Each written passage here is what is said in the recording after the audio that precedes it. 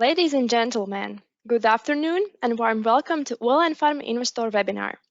Our hosts for today are Chairman of the Management Board Jeroen Weitess and Investor Relations Advisor Jānis Dubrovskis. As always, we will start the webinar with company's presentation, after which we will proceed with the questions and answers session. Please type your questions in the questions box, which can be found in the settings panel zone on the right side of the screen. I would now like to turn the conference over to the speakers who will proceed with the presentation. Well, thank you. Good afternoon, everybody. So the agenda of today's meeting is first, I will cover operational environment. Then Jānis will continue with the financial performance. Then we continue with the upcoming shareholder meetings. And then afterwards, number 4, we have a Q&A session. As already announced, my name is Jeroen Weitess. I'm the chairman of the board of Olainfarm. And together, next to me sitting, Jānis Dubrovskis, Investor Relations Advisor for Olainfarm. Let's discuss the operational environment. So if you look at the operational environment in Q1 2021, we have positive results despite a general market decline and COVID-19 impact. So let's dive a little bit more deeper into this. When we look at Olainfarm itself, despite COVID-19 peak of positive tested and contacted people at Olainfarm managed to keep operational business running. The group continues to successfully provide supplies of goods in all operational markets. Overall, pharmaceutical markets in CIS region declined due to devaluation and drop in purchasing power of the customers.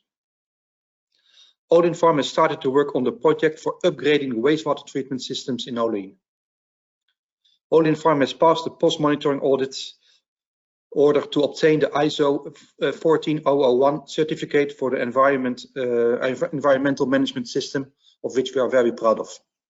Olainfarm engaged in social dialogue about different aspects of psycho-emotional health, especially here on the Latvian television. We had certain programs discussing the psycho-emotional health of people working and staying at home. COVID-19 restrictions influenced the group. Possibilities to make planned investment and partly postponed into a later period. So especially when it comes to in-licensing of new products or when it comes to some certain medical trials, COVID-19 restriction unfortunately delayed certain of our decisions. Group companies have received Latvian government financial support amounting to euro 85,000. And some clinical trials are further deferred to later period, what I already mentioned. Every call we cover our R&D pipeline, driving the future value. If you see on the left, you see the business potential. Basically, the products that we are evaluating in an early stage. 14 of them are cardiovascular, 15 neurology, 2 urology, 13 alimentary, and other is 11. Feasibility is basic. That means that our R&D department has analyzed the products and is ready to produce it in-house. Since the previous presentation, 2 products dropped off in cardiovascular. So we had 5 and there are now 3. One is moving in 2023 to API and then in 2025 to 2 final dose forms. Those 2 products that dropped off is basically that we are looking now for technical transfer to Olainfarm. Same for other products. Neurology, we added 1 new product since February this year earlier, and other products we added also 1 product since February. This is about our commercial pipeline driving sales, and what you can see is that basically as of 2022 to 2023, the first products, APIs, will be ready to be commercialized by Olainfarm. When we look at the main business factors, especially on the right, you see let's say the fluctuation of the ruble exchange rate versus the euro. The evaluation of currency in the key market was much milder than a year ago. As you know, in 2020, Olainfarm was definitely hit by the ruble exchange rate. Well, in the year before, 2019, Olainfarm was favoring the ruble exchange rate. Olainfarm products have shown strong demand due to product mix, brand recognition, and renewed marketing strategy. So those markets that we have started to establish the new business model, we see already the first lift off, especially in Russia, that will be covered in later slides.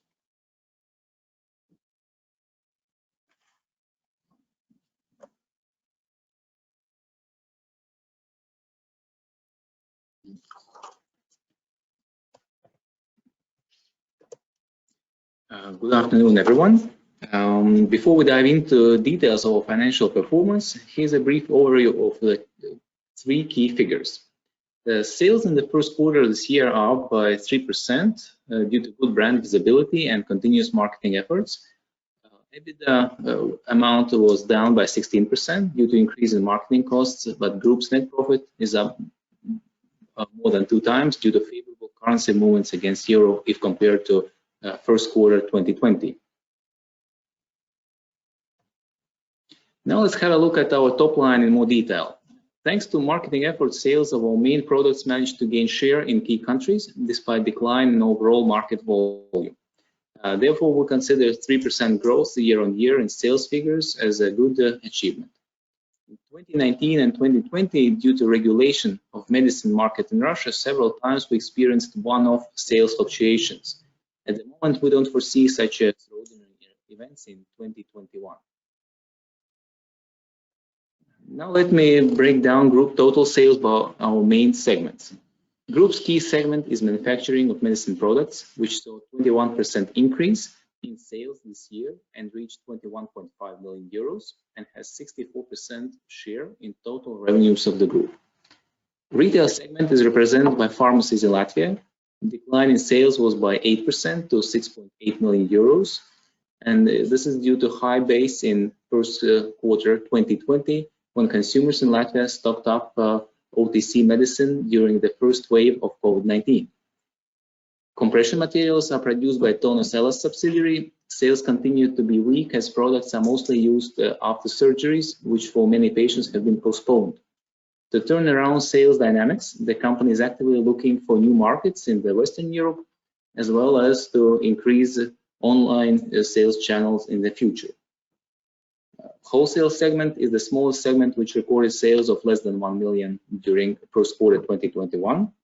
And sales of other segments, which combine Silvanols, Biotest, and other companies, have declined by 23% to 2.5 million euros. Each company has its own headwinds, and the management has been dealing with each challenge separately. Here we can see a breakdown of our group's top markets. In quarter 1 2021, the largest market was Latvia, with total sales of 10.1 million euros, posting a decline of 13%. The second largest is Russia, which almost doubled sales to 9.1 million euros. The third largest is Belarus, with a decline by 34% to 3.7 million euros.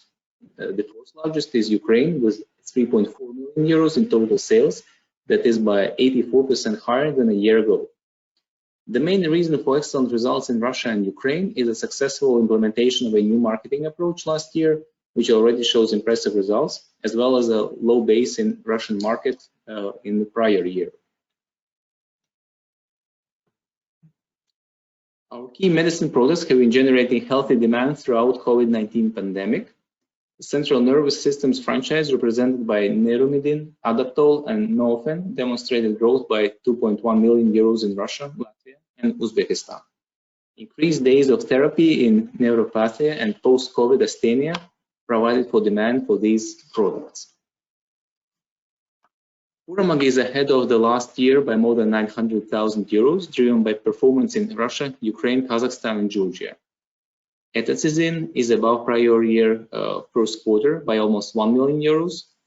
Strong performance of Fencarol in Armenia and Uzbekistan, on the other hand, could not compensate significant decline in other markets.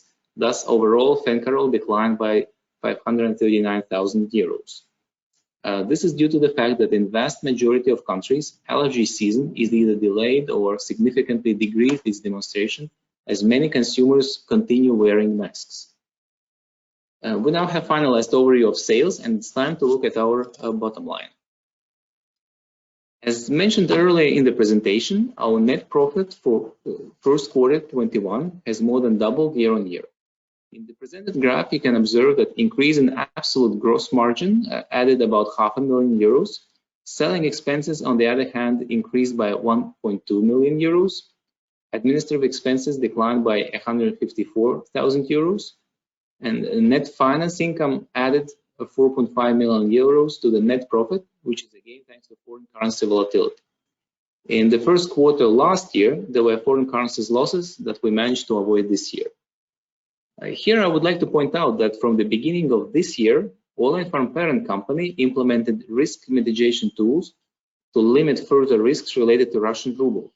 Therefore, we expect to have less influence of foreign currency fluctuations in the future. Overall outlook for sales and net profit figures for this year remains unchanged since our announcement earlier this year. Now let's turn to the last slide in financial performance section of today's webinar. Group continues to carry large cash balances, which were €24 million at the end of the first quarter 21. Cash balance was almost unchanged since the end of the last year. Group generated €3.9 million in cash from operations. €1.2 million were invested in equipment, and €3.2 million were used to service debt obligations of the group. Liquidity of the group is more than sufficient to cover interest-bearing liabilities and to continue planned investments. Here we end today's presentation of the financial performance. Should you have any questions, please feel free to ask later on during Q&A section. Thank you for the presentation. Now let's proceed with the questions, but before... Excuse me, just one more important topic today. Would like to inform participants about the two upcoming events. Both are extraordinary general meetings, which were called at request of shareholders. The first meeting is on the 17th of June. Agenda includes 6 items as indicated in the respective requests. Shareholders may participate in 3 ways: by mail prior to the meeting, in person, and online. As COVID-19 pandemic is still ongoing, we urge every shareholder to follow our announcements and to choose the most appropriate form of participating in the meeting. The second extraordinary general meeting is on June 18th. It was initially initiated by one of the shareholders who requested to include 2 items: internal auditing of Olainfarm and other issues. The management board of Olainfarm used its rights to supplement the agenda with 5 additional items that are presented in this slide. In the coming days before the meeting, we'll provide more information such as draft decisions and documents for participation remotely as soon as we have. Now we can turn to the Q&A part of this webinar. Yes, let's proceed with the questions part. Before, a kind reminder to those who haven't yet submitted their questions that you can still do it in the questions box on the right side of the screen. So the first question received before the webinar is, why Jānis Kotane left the Olainfarm group? Yeah, Jānis Kotane, our CFO, left the Olainfarm group because of personal reasons.